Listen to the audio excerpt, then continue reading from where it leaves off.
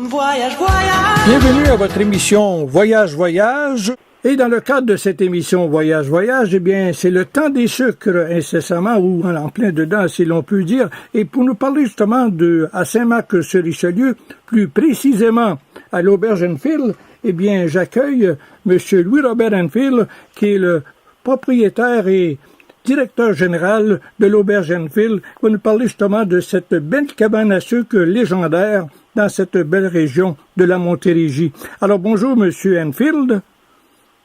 Eh bien, bonjour. Monsieur Enfield, quand on parle d'abord de la région de Saint-Marc-sur-Richelieu, à quel endroit c'est situé?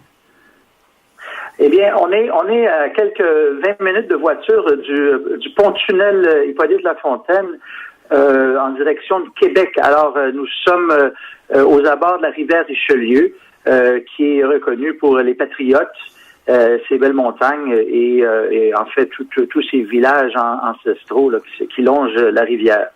Je sais que vous êtes le propriétaire de l'Auberge Enfield qui a fait ses preuves depuis plusieurs années. Alors, ça existe depuis combien de temps d'abord, votre... Écoutez, nos ancêtres sont arrivés à Saint-Marc en 1801. C'était des militaires qui, après avoir rempli leur mandat à Québec, se sont vus donner des terres. Alors, la famille est à Saint-Marc depuis 1801, mais l'auberge a été fondée en 1945 par mon père, qui a repris la pension familiale de Irène Janot, qui était sa mère à l'époque. Alors, l'auberge, depuis 1945, et depuis là, s'est vu greffer plusieurs autres centres d'activité, dont la cabane à sucre, dont la marina, maintenant le spa, depuis 1989. Alors, on va avoir 70 ans l'an prochain. Alors, ça va être intéressant. On va sûrement en faire mention à nouveau, puis on y reviendra là-dessus. Mais le temps des sucres, là, comment ça se passe chez vous? Parce que je pense que vous avez un établissement spécifique pour cette saison. Oui, la cabane à sucre, la sucrerie est située à peu près à quelques 4 kilomètres à l'arrière de l'auberge, dans les boisés de Verchères. Alors, sur l'eau, une érablière de 42 acres, dont on entaille quelques 2000 érables. Alors, on est situé à l'arrière de l'auberge et la cabane est située en retrait de la rue, un demi-kilomètre dans un sentier dans les bois. Alors, la cabane fait partie du domaine depuis 1965. Et qu'est-ce qu'on peut trouver d'intéressant à cette cabane à sucre? Qu'est-ce qu'il y a de particulier? Comment ça se passe? Le menu également? Écoutez, la cabane à sucre, comme je vous disais, s'est joint à l'auberge en 65. Elle existait déjà. On parle d'une cabane qui date du tournant du siècle. Elle a été agrandie depuis lors, mais en respectant l'architecture, si on peut dire ainsi, de l'époque. Alors, c'est une cabane authentique. C'est quelque peu un musée. On y retrouve beaucoup d'antiquités qui se rapportent à l'agriculture ou à la récolte de l'eau d'érable. Les faits uniques de la cabane, c'est que vous avez la bouilloire dans le centre, la bouilloire authentique qui est localisée dans le centre de la cabane. Alors, les gens peuvent vraiment y accéder et observer comment le processus se fait.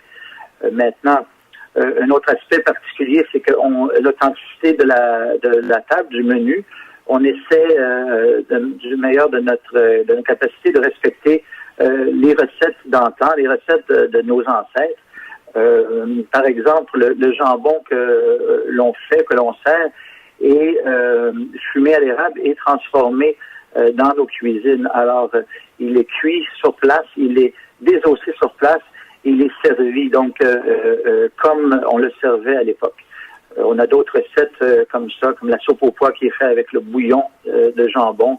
Il y a les oreilles de Christ, qui est un secret bien gardé au niveau de la recette. C'est assez complexe. Alors, il y a toutes sortes de choses. Nous essayons de préserver les recettes d'antan. Et concernant le menu du terroir, qu'est-ce qu'il y en a à ce sujet-là? Alors, écoutez, le menu du terroir, principalement, c'est que on essaie autant que possible de faire affaire avec les produits du terroir pour deux raisons. La première, c'est que les produits qui poussent dans notre région, c'est des produits qui ont fait leurs preuves et qui sont bien adaptés à la terre et au climat.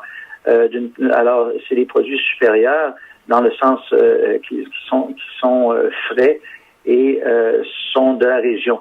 D'autre part, on aime travailler avec nos partenaires, les cultivateurs qui sont dans la région pour les encourager et se supporter mutuellement. Alors, c'est des recettes qu'on a depuis... il y a quelques recettes qui sont là depuis l'ouverture de l'auberge. Je pense au ragoût de boulette qui est tout nouvellement présenté maintenant à la cabane à sucre depuis cette année.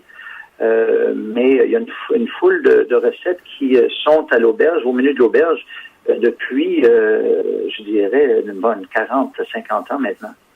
Et vous êtes aubergiste, évidemment. Alors, est-ce qu'il est possible d'avoir un forfait là, pour quelqu'un qui veut demeurer sur place, par exemple? Justement, pendant le temps des sucres, on a le forfait érable qui offre la possibilité de manger à la cabane à sucre, d'y passer la nuit à l'auberge. Et ensuite, les gens sont invités à profiter du brunch du dimanche qui est servi à l'auberge même. Et évidemment, entre les deux, on encourage une petite marche dans les bois afin de bien gérer le tout. C'est une bonne idée, puis on peut faire une belle promenade aussi. Et selon mes renseignements, vous avez un brunch assez intéressant, pour dire très intéressant, le dimanche. Oui, le dimanche, le brunch est présenté depuis presque 40 ans maintenant.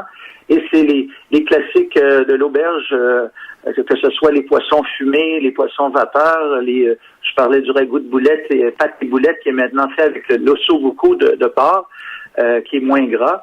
Nous avons aussi quelques petits items de la cabane à sucre, dont les oreilles de Christ, mais aussi une station pour l'agneau, le bœuf, le poulet, ainsi de suite, qui est coupé sur place. Alors, c'est un buffet brunch qui est très populaire et même dans le temps des sucres où on penserait que tout le monde se dirige vers les cabanes à sucre, notre brunch reste quand même très populaire. Et quelle invitation faites-vous aux amateurs, ceux qui aimeraient découvrir justement ce bel endroit où vous êtes, mais aussi ceux qui le connaissent déjà? Écoutez, depuis l'an passé, on a présenté des forfaits vélos pour venir profiter de la région.